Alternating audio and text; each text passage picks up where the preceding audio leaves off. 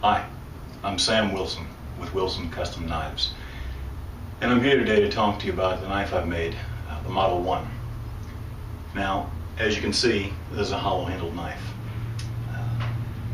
I've been a long-time fan of hollow-handled knives. I think they're really cool. I enjoy using them. I think they're a lot of fun, and I think built properly they can be extremely effective for whatever you need to do. The supposed limitations of a hollow-handled knife, I think, largely are negated by proper use of the knife. And what I mean by that is people always talk about the strength and weakness of a full-tang knife versus a hollow-handled knife. And I don't think many people would actually argue that a hollow-handled knife is stronger. I think we realize that a full-tang knife is going to be stronger in almost every situation. But the weakness of a hollow-handled knife, I don't think, is as real as a lot of people think for everyday situations or even extreme situations. First off, let's be straight. Anything that can be made can be unmade. You know, there are people that can break ball bearings if you give them the right amount of time and tools. So I didn't build this knife to be indestructible. I built this knife to be a good, hard-working, quality, custom-made using knife. Everything about it I tried to do to make it useful for real-world use in the field.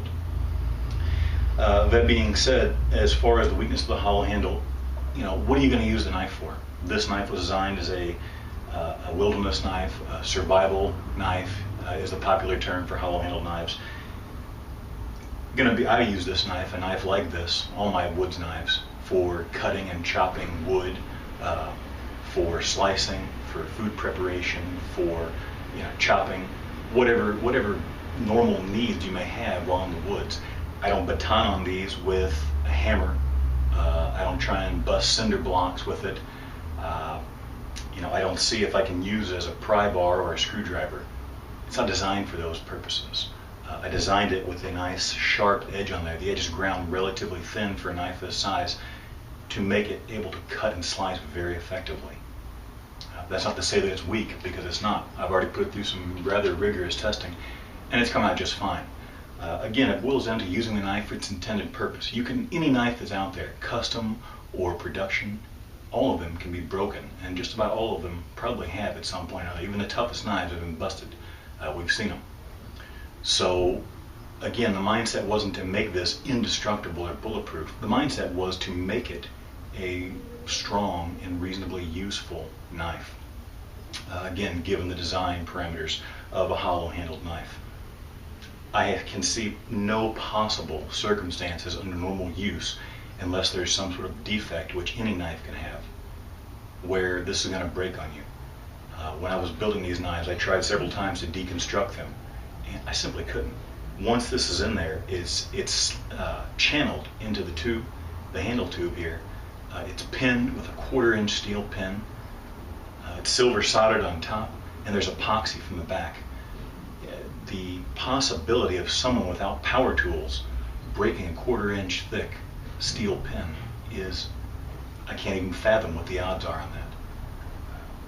So I don't really think the construction should be an issue as far as toughness. Again, what are you going to use the knife for? If you're going to use it for use in the woods or its intended purpose to cut things, I can't foresee you ever having a problem.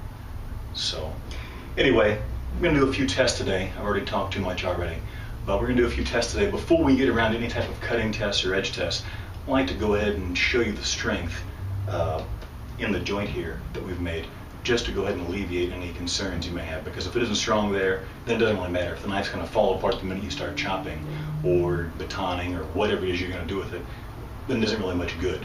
So we're going to go ahead and get around to some tests and show you what this can do. Now, to show you this is a real knife and not a mock-up or a prototype that hasn't been fully sharpened and ground, this lets you know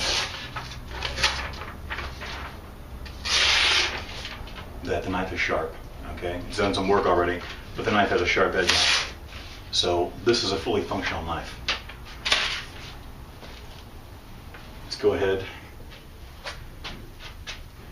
cover up the blade here a little bit to protect it. All right, what I'm going to do is I'm going to vise this down in the vise here. I'm going to make sure this is in frame, but I'm going to go ahead and clamp it down an inch away from the joint right here. And we're not really testing the strength of the blade. I want to go ahead and clamp it down. We're going to test the strength of the joint itself. So let me make sure this is in frame.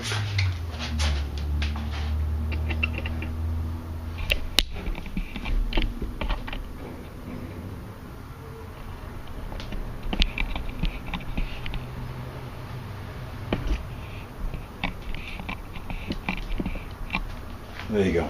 You may not be able to see me entirely, but you'll be able to hear me.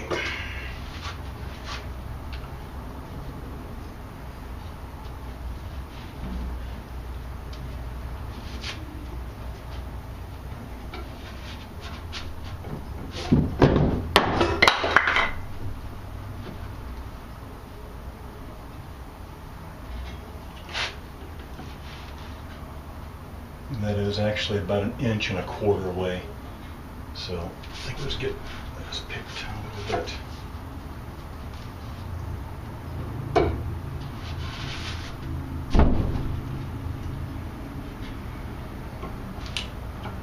There we go. That's right about 1 inch. So let's go ahead and zip that down.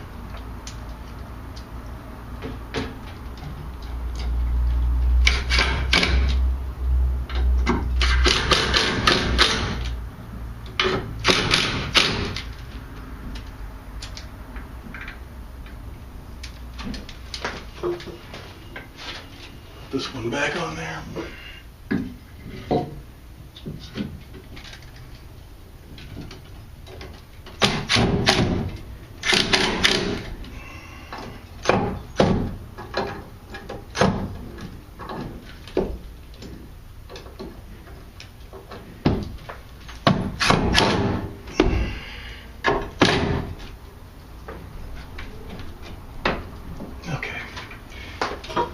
That's on there pretty good.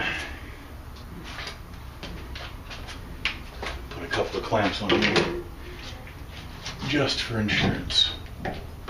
Actually, that side needs to be tightened down a little bit. Sorry to make you watch all this, but I want to make sure that everybody knows the knife wasn't switched or anything was done differently. I'm doing this in one take. There we go. And we clamp this side down. Now I'm only going to be able to do this about once or twice because, believe it or not, it's incredibly awkward to hold on to this while you pull yourself. But here we go. Right now, I weigh approximately 210 pounds as of a couple days ago.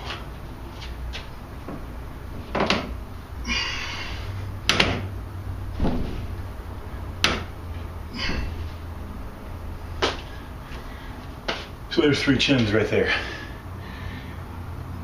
Honestly, under what circumstances in the world would you find yourself doing that in real life?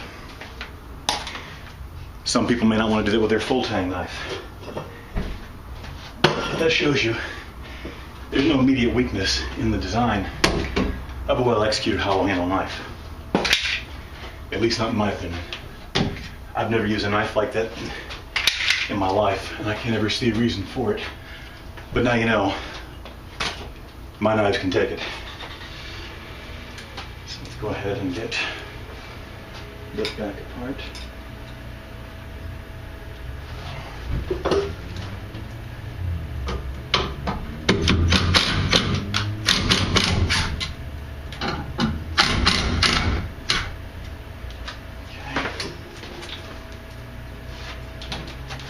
Sorry, these heavy-duty screws in the front had different heads on there, so it takes me a second.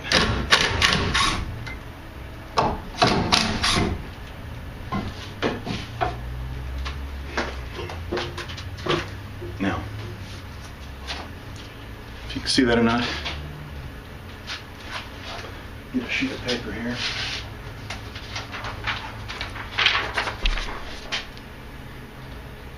There's no, it's probably too close, I may have to cut this out. But there's no bending. The knife is still sharp. So there you go. Let me readjust the camera now.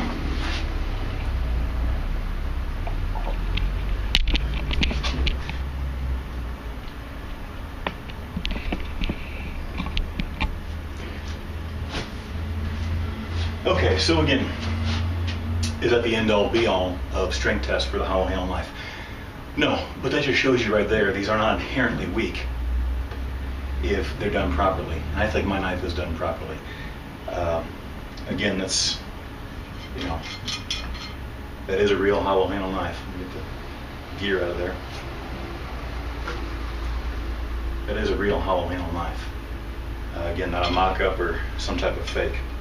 So the point being, these knives can be extremely useful, and there's no reason to be unduly afraid of the strength or these knives failing on you in an actual use. I'm going to go ahead and reset up the camera, and I'm going to go ahead and do a few other uses tests to go ahead and show you what the knife can do. Be right back.